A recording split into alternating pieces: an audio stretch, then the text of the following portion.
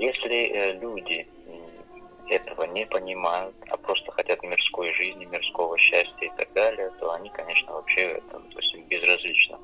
Жиды, не жиды, им безразлично, они просто хотят любить и тому подобное, там, да, и так далее.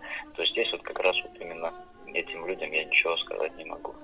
Они пусть живут, как живут, и получат каждый свою мзду.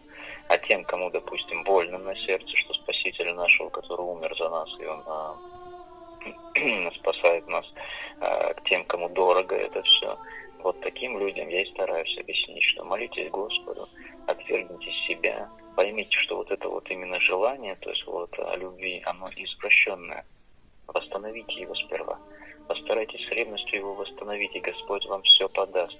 Каждому свое подаст, и тогда вы будете счастливы в Боге.